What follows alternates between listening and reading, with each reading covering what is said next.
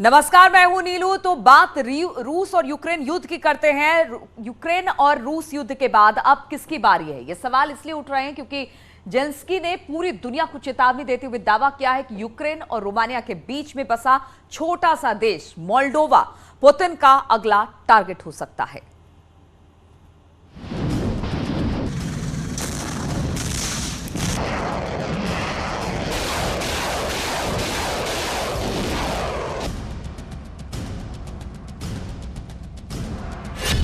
Ukraine के बाद किसकी बारी?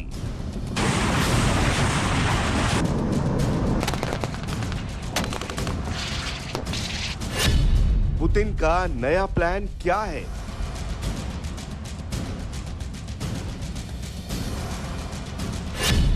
दक्षिणी यूक्रेन की तरफ क्यों मुड़ी रूसी सेना?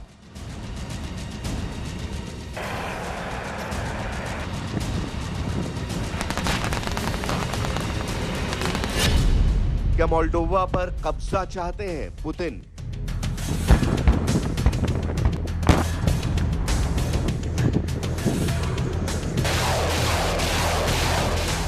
ज़ेलेंस्की ने पूरी दुनिया को चेतावनी देते हुए दावा किया है कि यूक्रेन और रोमानिया के बीच में बसा छोटा सा देश मोल्डोवा पुतिन का अगला टारगेट हो सकता है। Про повернення посольства в Київ. Велика Британія стала 21-ю державою, яка повертає дипломатичне представництво в нашу столицю. І це свідчить про те, що не ми одні віримо в перемогу життя над смертю. Сьогодні з посиланням на російських військових була розповсюджена новина про те, що начебто їхнім завданням зараз є встановлення मोल्डोवा पर रूस के कब्जे का प्लान आपको समझाएंगे, लेकिन उससे पहले बेलारूस के राष्ट्रपति लुकाशेंको का एक वीडियो भी चर्चा में आ गया, जो एक महीना पहले लीक हो गया था। दावा किया गया था कि किसी मीटिंग में लुकाशेंको पुतिन को प्लान समझा रहे थे और वो वीडियो इंटरनेट पर पहुंच गया। उस वक्त दावा किया गया था कि यूक्रेन के दक्षिण में बसे मोल्डोवा पर हमले का प्लान काफी पहले से बनाया जा चुका है। मोल्डोवा पर कब्जा होते ही पुतिन के लिए कई मकसद हल हो जाएंगे।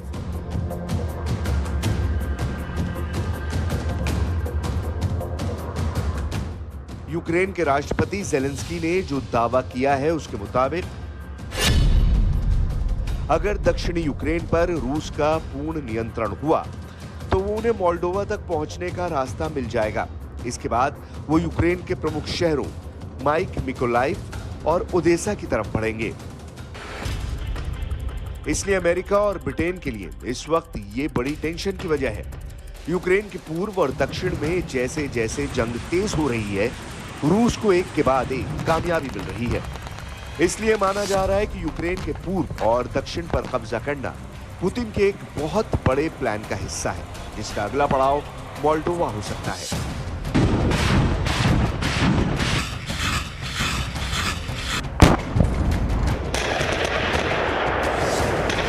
इससे पहले ब्रिटेन के प्रधानमंत्री बोरिस जॉनसन ने रूस की विस्तारवादी नीयत का जिक्र करते हुए कहा था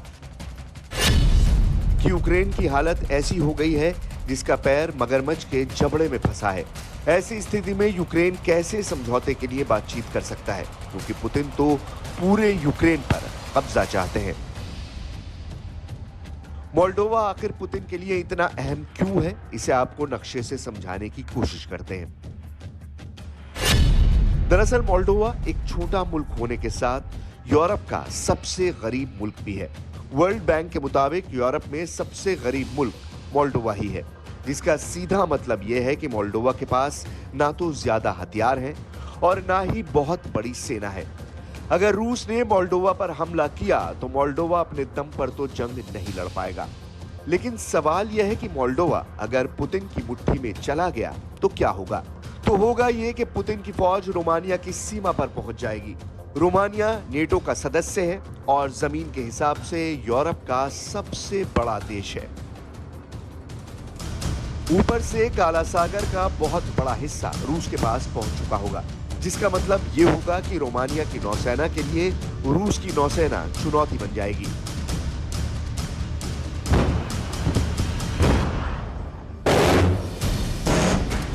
इसलिए अमेरिका और नेटो की टेंशन अभी से बढ़ी हुई है।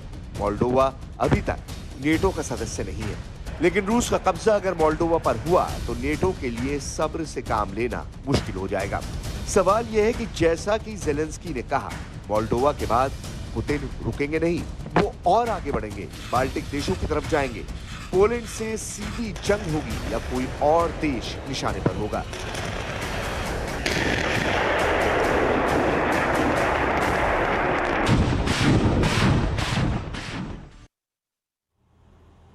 और रूस यूक्रेन में युद्ध में ये भी आरोप लग रहे हैं कि पुतिन की सेना सिर्फ युद्ध ही नहीं लड़ रही है बल्कि बर्बरता भी कर रही है। दावा यह भी किया जा रहा है कि मरियापुल के पास सामूहिक कब्रें दिखाई दे रही है। यूक्रेन के सैन्य अफसरों ने आरोप लगाया कि रूस के सैनिकों ने 9 पुतिन ने मारियुपोल में जीत का बड़ा दावा किया था। हालांकि यूक्रेन और अमेरिका ने पुतिन के दावे को झूठा बताया है, लेकिन रूस के रक्षा मंत्रालय मारियुपोल और अमेरिका के दावे को फर्जी बताकर कहा कि अमेरिका आदतन झूठ बोलता है। Властями Донецкой Народной Республики организуется расчистка улиц от завалов и вывоз пораженной украинской военной техники. Все остатки украинских нацистов Азова вместе с иностранными наемниками из США и европейских стран надежно заблокированы на территории комбината Азовсталь. इस बीच दावा यह भी किया जा रहा है कि मारियुपोल में एक बड़े स्टील कारखाने में यूक्रेन के करीब 2000 सैनिक अभी भी छिपे हैं और इन सैनिकों को टारगेट करने के लिए रूसी सेना एक्शन में। ज़ेलेंस्की के सलाहकार ने दावा किया कि छिपे हुए सैनिकों को टारगेट करने के लिए रूसी सेना प्लान कर रही है, तो वहीं उनके सैनिक लगातार मुकाबला कर रहे हैं। Ворог намагається придушити остаточний спротив захисників Маріуполя в районі Азовсталі, поновив авіаційні удари по території заводу, по району оборони наших військ і спробує проводити штурмові дії. Менше з тим наші захисники тримаються, незважаючи на дуже складну. मारियुपोल को लेकर यूक्रेन और रूस दोनों के अपने अपने दावे हैं। रूस का दावा है कि ओज़ोवत्सल को छोड़कर पूरे मारियुपोल को रूसी सैनिकों ने मुक्त करा रखा है। साथ ही ये भी कहा गया कि अगर कीव में यूक्रेन के सैनिकों ने सरेंडर कर दिया तो रूस ओज़ोवोस्टल स्टील प्लांट में मानवीय संघर्ष विराम के लिए तैयार है। इसके साथ ही यूक्रेन के सैनिकों से आम नागरिकों के जीवन की गारंटी भी ली जाएगी। रूस के इस दावे से यह लग रहा है कि मारियुपोल में रूस की सेना लगभग कब्जा कर चुकी है।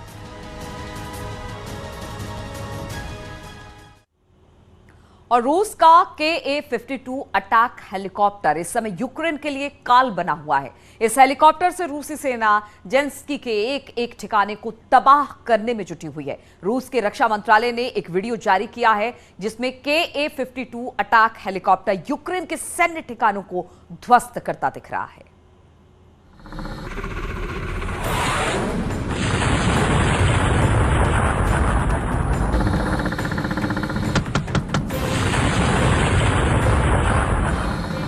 रूस का Ka-52 अटैक हेलीकॉप्टर इस समय यूक्रेन के लिए काल बना हुआ है। इस हेलीकॉप्टर से रूसी सेना ज़ेलेंस्की के एक ठिकाने को तबाह करने में जुटी है।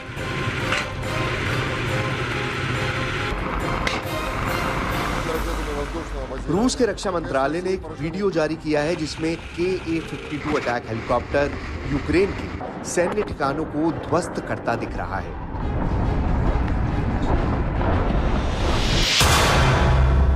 पहला टारगेट यूक्रेन के टैंक ध्वस्त।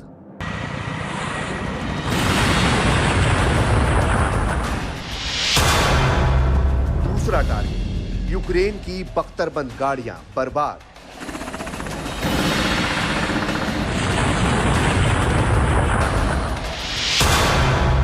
तीसरा टारगेट ज़ेलेंस्की के सैन्य ठिकाने तबाह।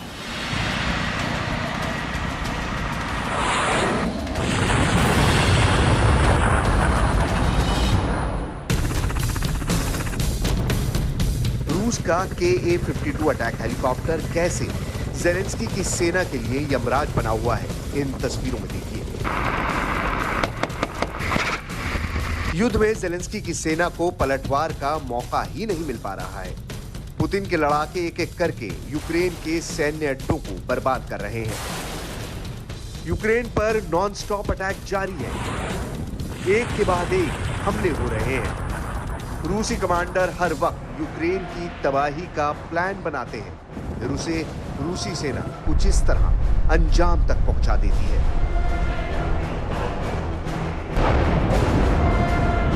रूस के रक्षा मंत्रालय ने हमले का ताजा वीडियो जारी किया है। इस वीडियो में यूक्रेन की सेना की बर्बादी का मंजर साफ नजर आ रहा है। रूसी सेना का हेलीकॉप्टर अपने मिशन को अंजाम देने के लिए उड़ा, फिर ज़ेलेंस्की के सैन्य ठिकानों को टारगेट किया।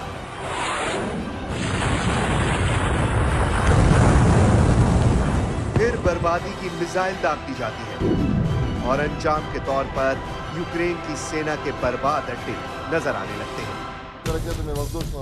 रूस के रक्षा मंत्रालय ने दावा किया है कि KA-52 अटैक हेलीकॉप्टर के इस मिसाइल हमले में यूक्रेन के 11 सैन्य अड्डों को निशाना बनाया गया, जिसमें यूक्रेन की सेना के टैंक, कई बख्तरबंद गाड़ियां और कई घातक हथियारों को नष्ट कर दिया गया। В течение ночи высокоточными ракетами воздушного базирования ВКС России поражены 11 военных объектов Украины. Среди них 7 опорных пунктов и мест сосредоточения живой силы и военной техники. В результате ударов потери противника составили до 2 рот личного состава, 25 единиц бронетехники и автомобилей. Также в районе населенного пункта Червоная уничтожены 3 склада. रूस के रक्षा मंत्रालय का दावा है कि इस मिसाइल हमले में चेरवोन इलाके में मौजूद यूक्रेन की सेना के कई ठिकाने नष्ट हुए हैं।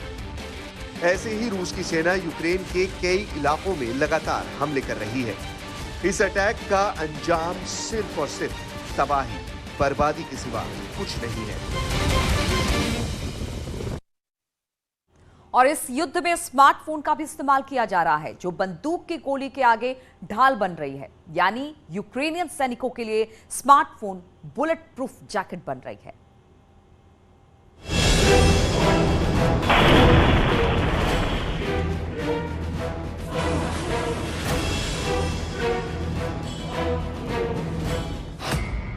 आ रही मौत पर स्मार्टफोन का ब्रेक,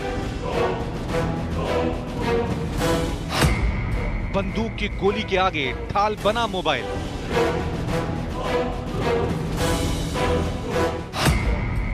यूक्रेनी सैनिक के लिए बुलेट प्रूफ जैकेट बनी स्मार्टफोन।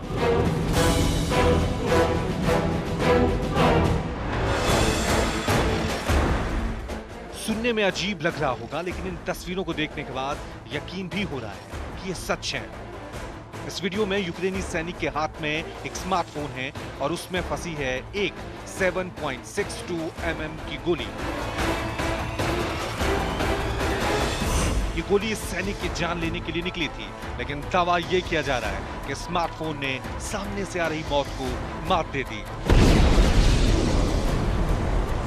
І ці гандонів не так, як нас 5.45, а 7.62, блядь. दावा किया जा रहा है कि करीब 30 सेकंड का ये वीडियो डायरेक्ट युद्ध के मैदान से है। इसमें गोलीबारी की आवाजें भी साफ सुनाई दे रही हैं। Видали. Ось ось жетончик, ебать. Через ксиву чуть... इस बीच इस सैनिक ने अपना स्मार्टफोन निकाला, सामने वाले सैनिक के हाथ में दिया। इस दौरान इस यूक्रेनी सैनिक ने जो भी बयां किया वो हैरान करने वाला था। वीडियो में सैनिक ने दावा किया कि रूसी सैनिकों द्वारा चलाई गई गोली उसकी जेब में रखे स्मार्टफोन में लगी और वहीं रुक गई।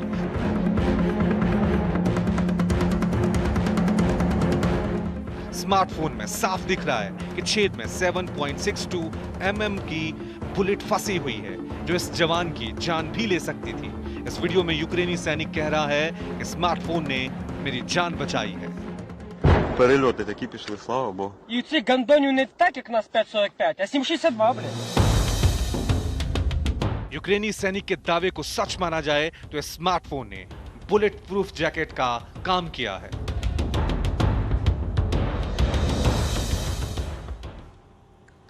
और रूस यूक्रेन की जंग की बहुत तस्वीरें आपने देखी होगी, लेकिन हम आपको जो दिखाने जा रहे हैं ये मंजर सबसे जुदा है। यूक्रेन के सैनिक सीधे आमने सामने की जंग में कूद चुके हैं। देखिए जरा ये रिपोर्ट।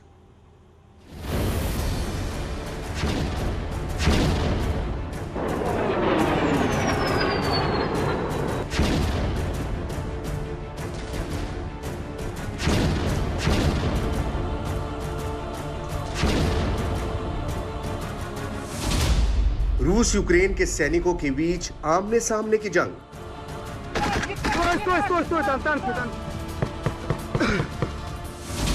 एक दूसरे के ऊपर ताबड़तोड़ फायरिंग।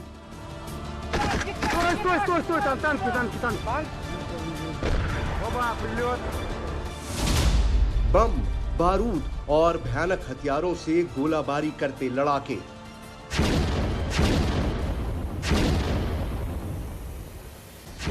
रूस यूक्रेन की जंग की बहुत सारी तस्वीरें आपने देखी होंगी, लेकिन ये मंजर सबसे जुदा है। यूक्रेन के सैनिक सीधे आमने सामने की जंग में कूद चुके हैं।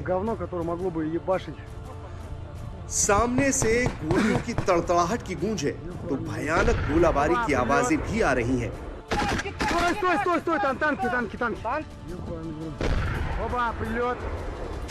ये जंग इस बात का सबूत है कि ज़ेलेंस्की के सैनिक पीछे नहीं हट रहे। वो हर मोर्चे पर डटे हैं, अड़े हैं, टिके हैं।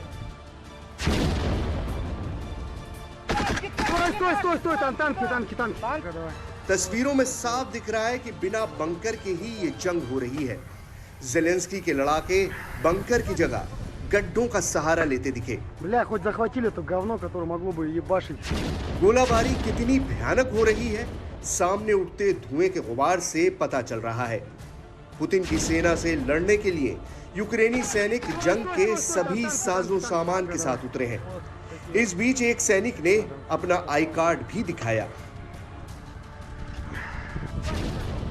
गड्ढे को बंकर बनाकर लड़ते हुए यूक्रेनी सैनिकों के पास FGM-148 जैवलिन भी है।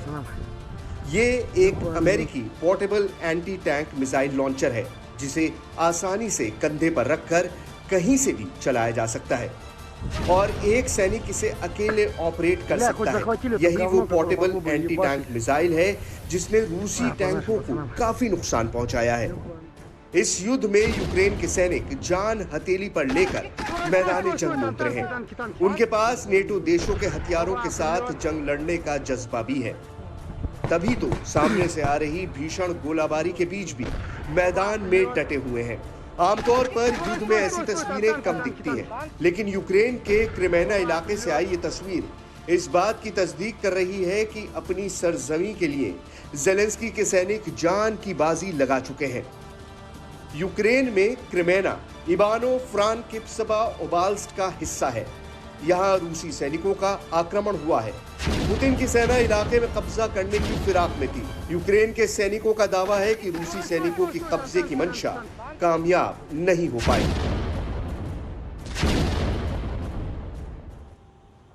और रुकेंगे यहाँ पर छोटे से ब्रेक के लिए।